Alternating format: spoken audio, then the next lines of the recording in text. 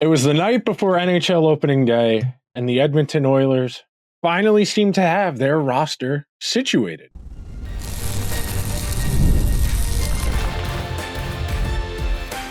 You are Locked On Oilers, your daily podcast on the Edmonton Oilers, part of the Locked On Podcast Network, your team every day.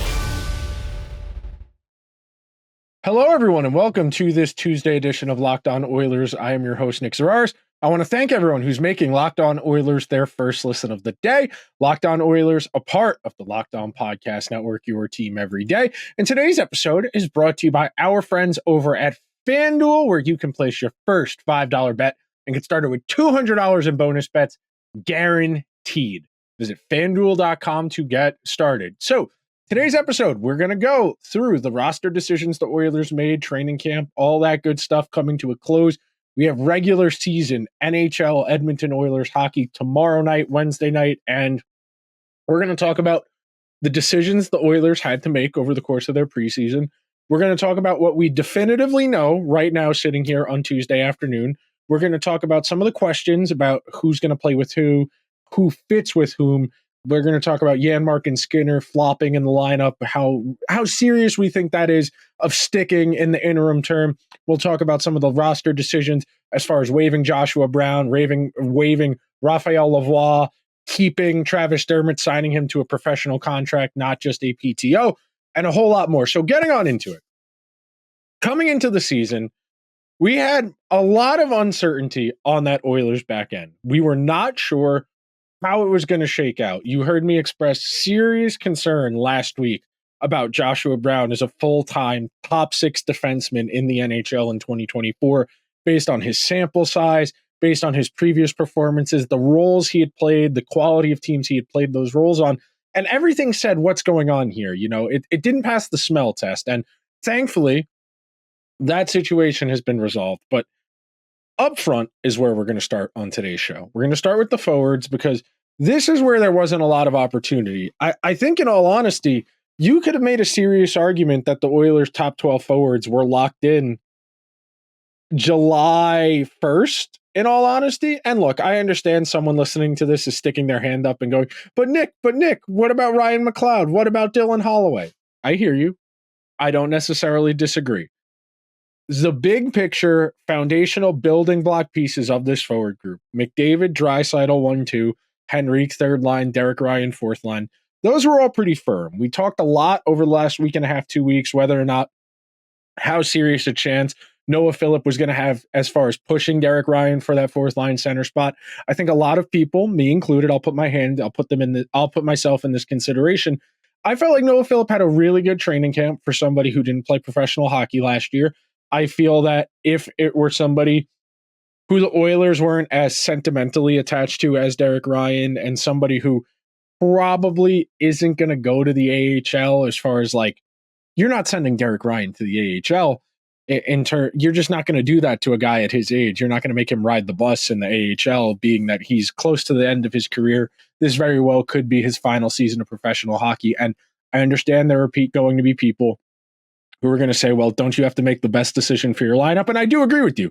I do think if it came down to it, I would have made that decision, that if I felt Noah Phillip was that much better than Derek Ryan, I would have said, well, Derek, I know at your age you don't want to be in the AHL.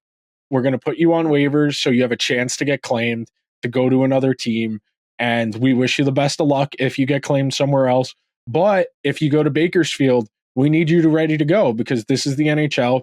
Guys are going to get hurt, and we know we can depend on you, but we want to see what we have in Noah Phillip. And once we started to get a better understanding of what that competition was going to look like, everything else was relatively academic. Now, McDavid, why do I keep doing that? McDavid, Ryan Nugent-Hopkins, and Zach Hyman, thank you.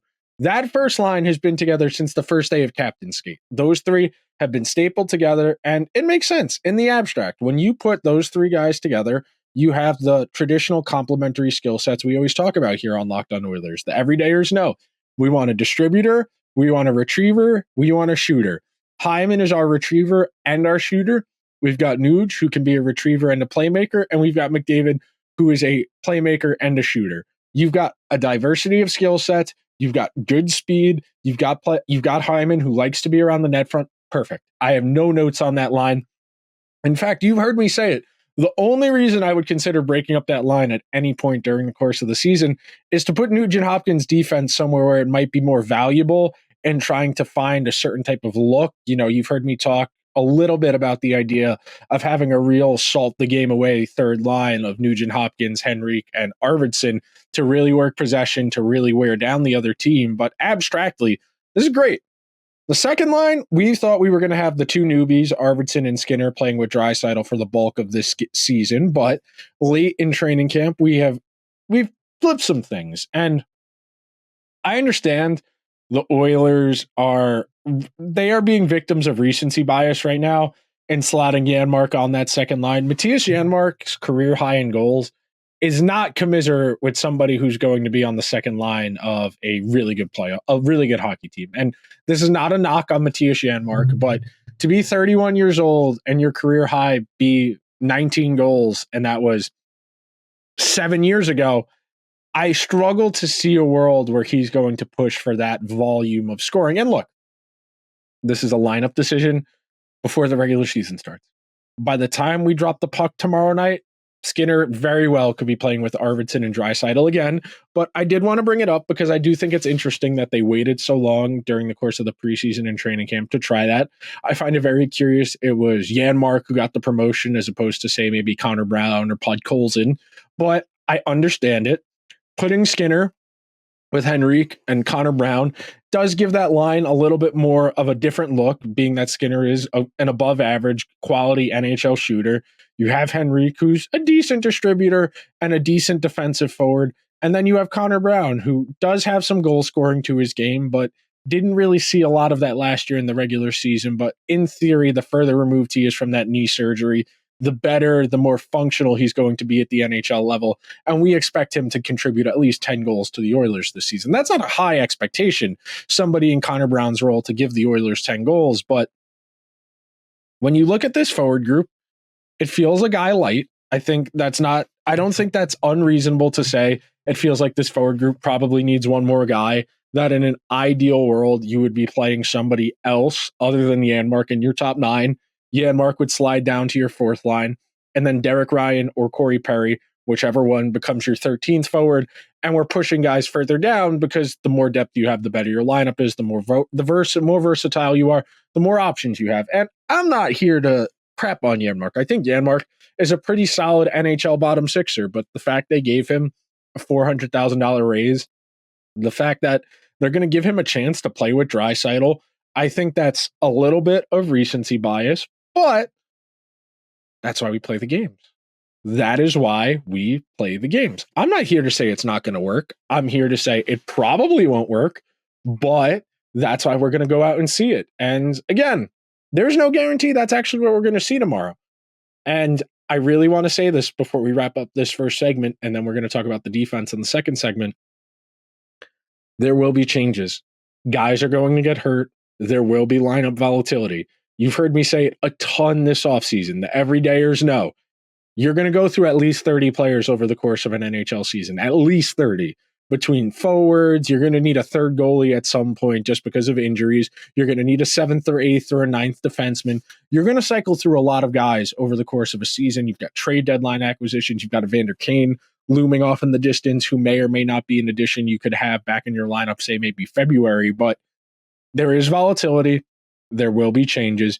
Do not react to lineups. Do not overreact to forward combinations or defensive pairs this early. And thankfully, the Oilers gave us one less thing to worry about on defense. We're going to talk about that next, coming up on Locked On Oilers. Hey, NFL fans, you can start the season with a big return on FanDuel, America's #1 sportsbook. So when you get a hunch in the middle of the game, you can check out the latest stats, view live play-by-play, and so much more on the same page where you place your bets. You'll get started with $200 in bonus bets guaranteed when you place your first $5 bet. If you're like me, you have been loving football being back this week on Thursday Night Football. Old school NFC West battle, 49ers going to the Seahawks. 49ers 3.5-point road favorites. Another London game this week. The Jaguars taking on the Bears. 2 former number 1 overall picks, Caleb Williams, Trevor Lawrence, going at it. The Jaguars 1.5 point underdogs. And then my favorite game of the weekend, a game that has real firepower potential.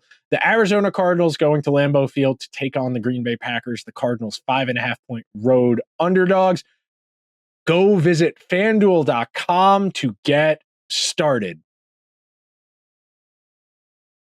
Thank you to everyone who is hanging out on this Tuesday edition of Locked On Oilers. Coming a little later in the day. Had to take my sister to get her wisdom teeth out. Was quite the time sitting in that waiting room for 4 hours. So I was able to put together an itinerary of shows for the rest of the week while I was sitting there. But man, it would have been nice to do this earlier in the day. Nevertheless, I digress. All right, defense. I'm going to give you a good 60 seconds here of me waxing poetically about Ekholm and Bouchard. So I'm going to lean forward for this into the microphone. This is one of, if not the best defensive pairs in all of hockey. You have the premier defensive defenseman in the NHL, Mattias Ekholm. And look, I know there are people who are going to say, well, what about Gus Forsling? I don't care.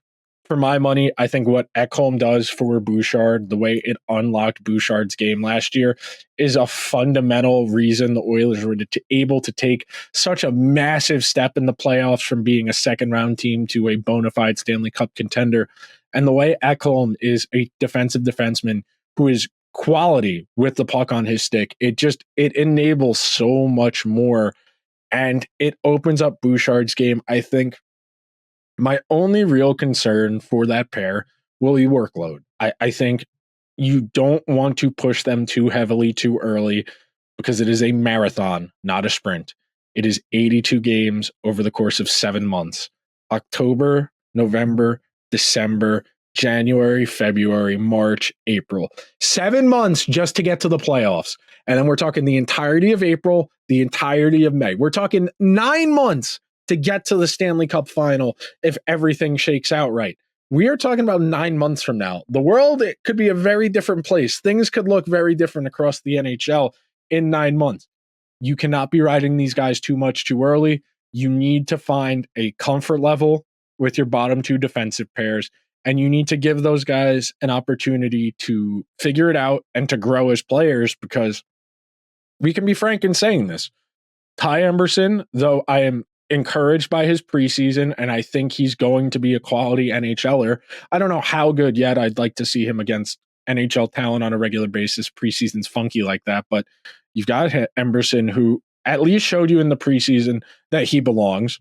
You've got Stetcher, who's coming off of a pretty serious injury that knocked him out of a lot of at the end of the regular season and the postseason. You had Josh Brown, and then you brought in Travis Dermott on a PTO. We talked at length last week about why I didn't think Josh Brown should make the roster, and I want to take a moment to talk about this because I do think it's an important point to make. I commend the Oilers for making the right decision. There are some general managers, there are some teams who would have looked at the Joshua Brown situation and said, well, we gave him a 3-year contract. We cannot put him on waivers to send him to the AHL. It wouldn't be a good look. It wouldn't be a good look to future free agents. It would be discouraging to other people that Joshua Brown's representation works for.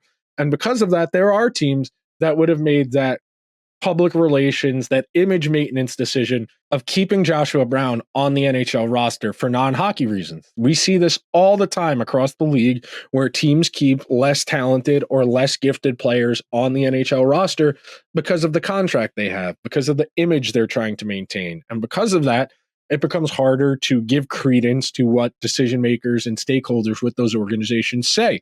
At a certain point, you need proof. At a certain point, I need to believe that you believe what you're doing. And there does become a point where it becomes an emperor has no clothes situation, where because the team is making decisions for non-hockey reasons, those non-hockey reasons bleed over into hockey decisions. And that in turn has a trickle-down effect where you don't have confidence, or you have a falsely built sense of confidence. And what I mean by that is, if you are playing someone like Joshua Brown, who very clearly is a fringe NHLer, less than 300 games at his age, tells me that this is a career seventh defenseman. This is somebody who can fill in a pinch, who will kill penalties, who's big. But you saw it in the preseason. This is not an NHL caliber, a regular NHL caliber player. As a spot starter, he's fine. As an everyday NHLer, he is not good enough. And the fact the Oilers ran an honest and fair competition between Brown, Stetcher, and Travis Dermott for that final spot is encouraging. And I said this last week when we did the Josh Brown episode. I trust Chris Knobloch's decision-making to make the right hockey decisions. And this is another decision we can put in the Chris Knobloch knows what he's doing category, because based on the preseason alone, if you didn't know anything about Joshua Brown, Travis Dermott, or Troy Stetcher coming into this season, and you just watched their preseason results, they made the right call. I am very glad to see Travis Dermott's good preseason got rewarded. He's going to go from a PTO to a full contract. And one other element of this that I didn't consider last week, the Oilers are going to save a little money against the cap by making this decision. Because Joshua Brown only makes $1 million per year, you can bury his entire cap in the AHL, and it won't count against the Oilers' $84.5 million this season. Because of that, it gives you a little bit more breathing room. Because of that, you take that $250K, you can start to bank it. And the Oilers did make some paper transactions as far as sending some NHL guys to the AHL, calling up some AHL guys to the NHL to accrue cap space. And the Oilers are going to have to do that from time to time this season to maximize their cap accrual. And the only real drawback to that is when you paper transact an NHL player down to the AHL, there is a dip in salary where, because they're in the AHL for that day, those days, etc., plural, they do only get the AHL rate of salary, which for the entry-level guys is a lot less money. And because of that, it can, over time, begin to wear on these younger players. So it's something you don't want to use too often, but it is a tool that you have in your toolbox, and it is good to see the Oilers utilizing that. And then the last point on the defense before we get out of here and we go moving along to more of a macro, big picture approach. I am glad the Oilers made the right decision. And this is a real olive branch because, like I said, there are a lot of stubborn NHL teams out there that would have said, we signed Josh Brown to replace Vinny Desharnais. Because of that, he's going on our third pair. He's killing penalties. He'll figure it out. We are a good hockey team. We will be able to massage the weaknesses out of his game, use his role in an intelligent way, and get more out of him than, say, the Coyotes had or the Senators had in previous stops. And the Oilers took a long, honest look at this and said, it's not going to work. It's not the right thing. We've got him down in the AHL. If we have injuries, we can call on him. We know he's probably better than some of the fringier guys we have in the AHL, but we want to have options. And the Oilers have options, which is encouraging. That shows me there's a bit of flexibility to the plan, which is an essential component of good roster management and something, frankly, I was very skeptical of when it comes to Stan Bowman and his decision-making when he took over the Oilers job. So we're going to take our final break of today's show, and when we come back, we're going to just dive into the vibes a little bit. We're going to talk a little bit more about some of these decisions and what they symbolize coming up next on Locked On Oilers. We are all driven by the search for better. But when it comes to hiring, the best way to search for a candidate isn't to search at all. Don't search, match with Indeed. If you need to hire, you need Indeed. Indeed is your matching and hiring platform with over 350 million global monthly visitors, according to Indeed data, and a matching engine that helps you find quality candidates fast. Ditch the busy work. Use Indeed for scheduling, screening, and messaging so you can connect with candidates faster. And Indeed doesn't just help you hire faster. 93% of employers agree. Indeed delivers the highest quality matches compared to other job sites, according to a recent Indeed survey. The thing I like about Indeed the most is that it leverages over 140 million qualifications and preferences every single day. So Indeed's matching engine is constantly learning from your preferences. So the more you use Indeed, the better it gets. Join more than 3.5 million businesses worldwide that use Indeed to hire great talent. And listeners of this show will get a $75 sponsored job credit to get your jobs more visibility at Indeed.com/lockedon. Just go to Indeed.com/lockedon right now and support our show by saying you heard about Indeed on this podcast.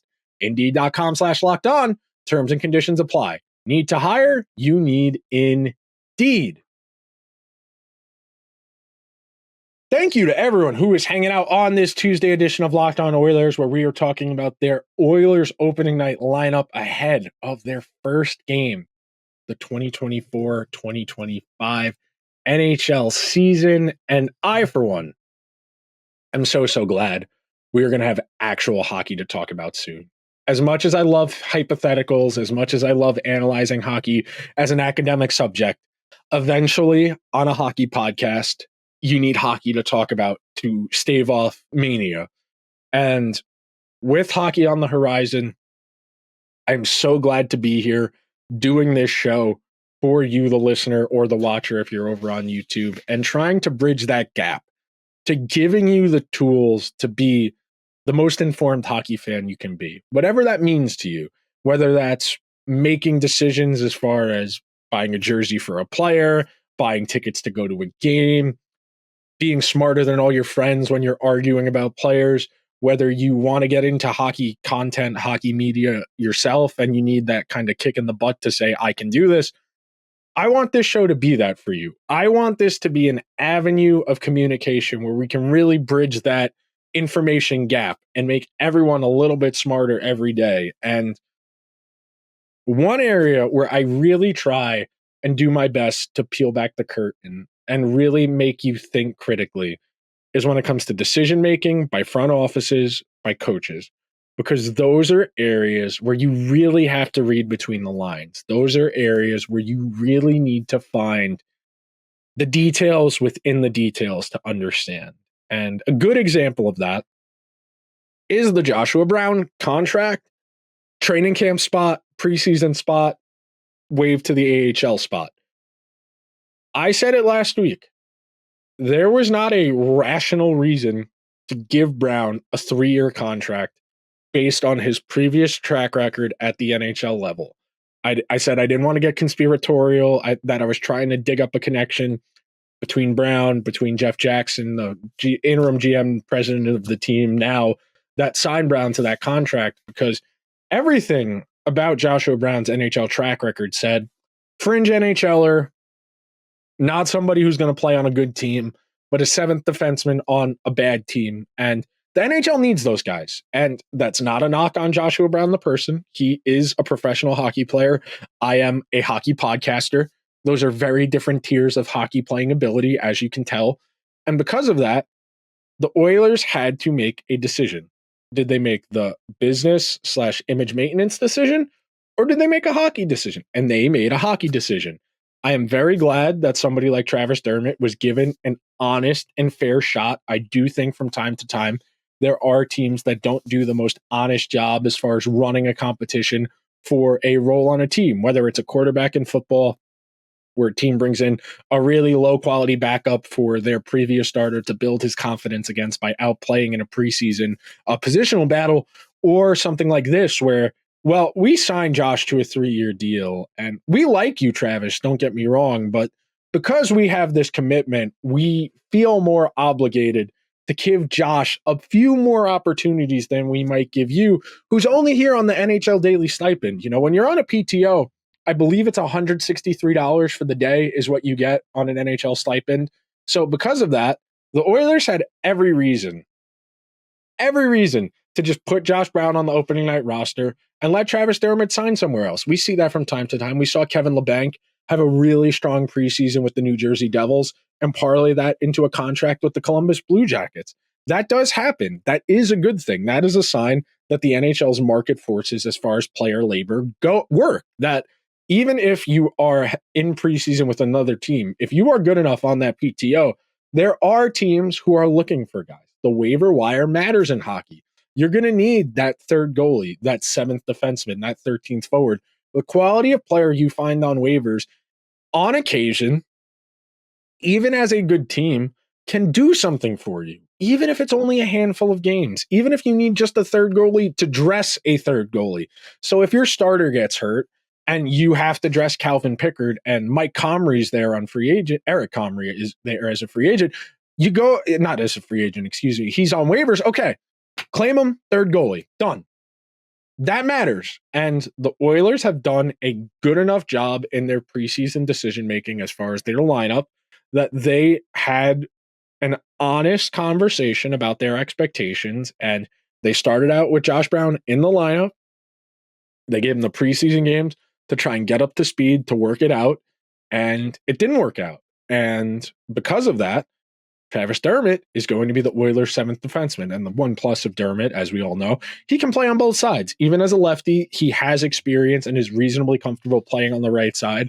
So if you have an injury on that right side, whether it's, God forbid, it's Bouchard or Emberson or Stetcher, you can play Dermott there without worrying about the handedness being a problem for him. And because of that, you have more options. And I do expect Travis Dermott to get in a decent number of games this year, whether the Oilers want to go 11-7 sometimes to kind of mitigate for their lack of energy, especially on that fourth line. If you want to sit Corey Perry for a night and not worry about calling up a forward or calling up a Noah Phillip, what have you, that's good.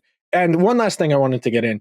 It does seem like the Oilers are going to be able to get Raphael Lavoie back on waivers. They waived him yesterday as part of their roster cutdowns. Vegas claimed him. Vegas put him back on waivers today.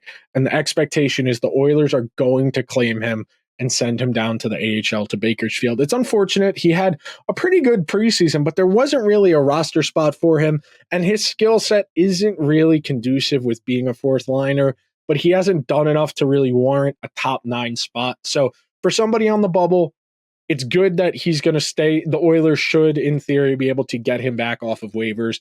Only thing is, if another team claims him, that does become an issue, but we'll cross that bridge when we get to it.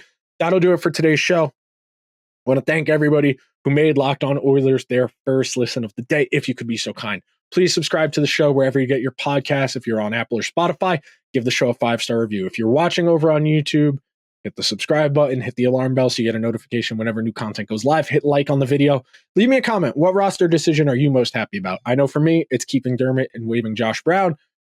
I will talk to you guys tomorrow, but real quick, thank you for making Locked On Oilers your first listen. For your second listen, find Locked On Fantasy Hockey, become a fantasy hockey expert, and get the edge over your league mates with daily tips from Steal and Flip. Find Locked On Fantasy Hockey on YouTube or wherever you listen to your podcast. I will talk to you tomorrow on an Edmonton Oilers game day. We made it, friends. I'll see you guys then.